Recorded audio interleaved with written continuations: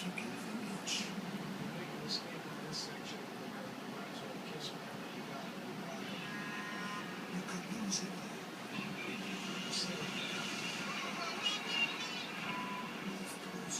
New episode tomorrow at 10 on National Geographic. Who is the one person who's waiting for you? At eHarmony.com, we'll help you find out. The truth is, you'll never know who's right for you until you know yourself. So we get to know you at your deepest levels, and then we find a match for you. At eHarmony.com, we know that brilliant relationships happen when compatibility is ignited by chemistry. Come see what eHarmony.com can do for you. Communicate for free this Thursday through Monday only. 15 minutes can save you 15% or more on car insurance. Yeah, everybody knows that. Well, did you know that some owls aren't that wise? Don't forget I'm having brunch with Megan tomorrow. Megan, my coworker. Fact or fiction? If your blood pressure is normal, salt is okay.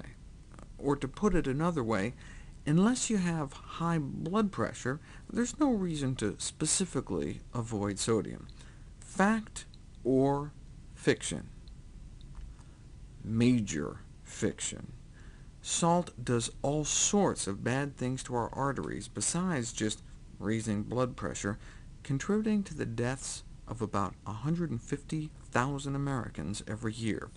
So try to keep sodium intake under about 1,500 milligrams a day, which means a single slice of bacon could take you over the top for the entire day. Which has more sodium, though? More salt? A serving of beef, a serving of baked all-natural chicken, a large McDonald's French fries, or a serving of salted pretzels? It's not the pretzels, or the fries, or the beef. Why does just plain chicken have so much salt in it? It's because the poultry industry injects the carcasses with salt water to artificially inflate the weight, and they can still label it 100% natural.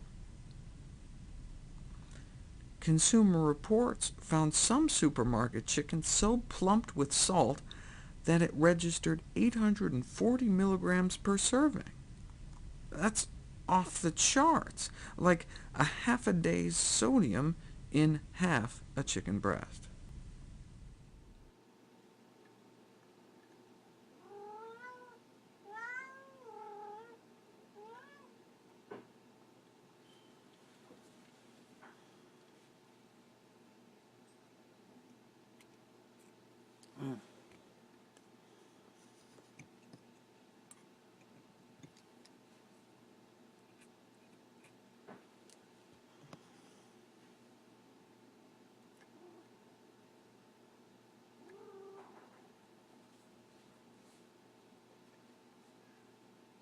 This is a sample of my blood.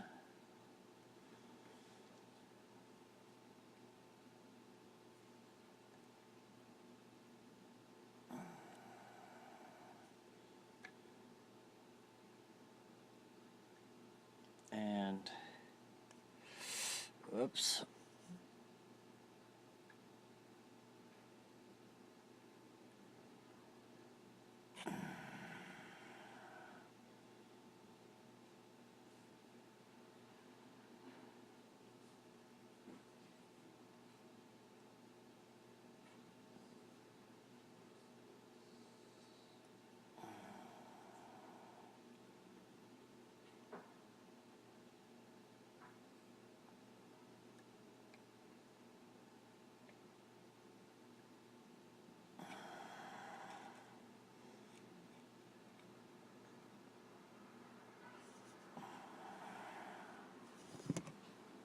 Okay, I think that may have been a little bit too high of a magnification.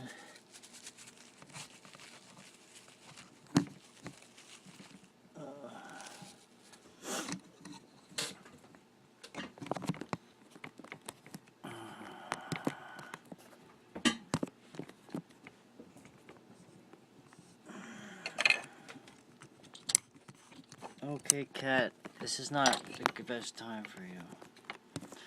I love my cat is a crazy cat.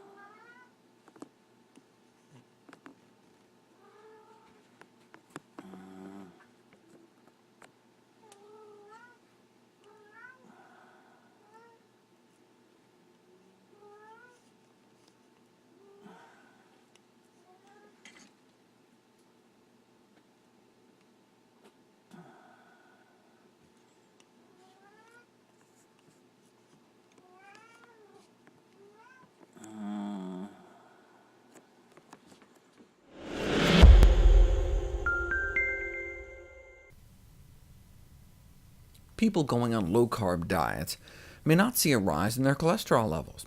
How is that possible? Because weight loss by any means can drop our cholesterol. We could go on an all-Twinkie diet and lower our cholesterol if we were unable to eat the dozen daily Twinkies necessary to maintain our weight. That's why a good cocaine habit can lower cholesterol. Chemotherapy can drop cholesterol like a rock. Tuberculosis can work wonders on one's waistline. Anything that drops our weight can drop our cholesterol, but the goal isn't to fit into a skinnier casket. The reason we care about cardiovascular risk factors like cholesterol is because we care about cardiovascular risk, the health of our arteries. Well, now we have studies that have measured the impact of low-carb diets on arteries directly, and a review of all the best studies done to date found that low-carb diets impair arterial function, as evidenced by a decrease in flow-mediated dilation, meaning low-carb diets effectively cripple people's arteries. And since the meta-analysis was published, another study found the same thing: dietary pattern characterized by high protein and fat with low carbohydrate associated with poorer peripheral small artery function, again measuring blood flow into people's limbs. Peripheral circulation is great, but what about circulation in the coronary arteries that feed our heart? There's only been one study ever done measuring actual blood flow to the heart muscles of people eating low-carb diets, and this is it. Dr. Richard Fleming, an accomplished nuclear cardiologist, enrolled 26 people into a comprehensive study of the effects of diet on cardiac function using the latest in nuclear imaging technology, so-called SPECT scans, enabling him to actually directly measure the blood flow within the coronary arteries. He then put them all on a healthy vegetarian diet, and a year later the scans were repeated. By that time, however, 10 of the patients had jumped ship onto the low-carb bandwagon. At first, I bet he was upset, but surely soon realized he had an unparalleled research opportunity dropped into his lap. Here he had extensive imaging on 10 people following a low-carb diet, and 16 following a healthy high-carb diet.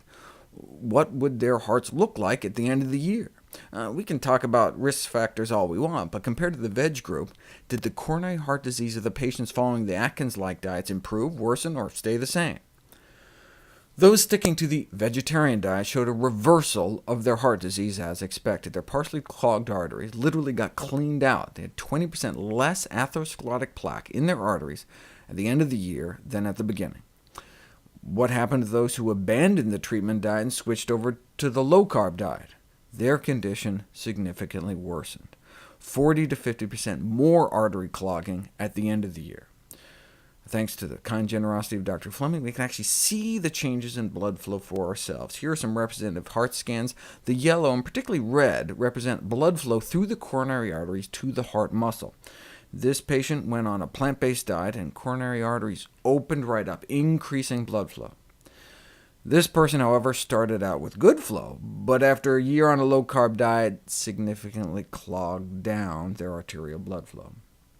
This is the best science to date, demonstrating the threat of low-carb diets, not just measuring risk factors, but actual blood flow in people's hearts on different diets. Of course, the reason we care about cardiac blood flow is we don't want to die, and a meta-analysis was recently published that finally went ahead and measured the ultimate endpoint, death.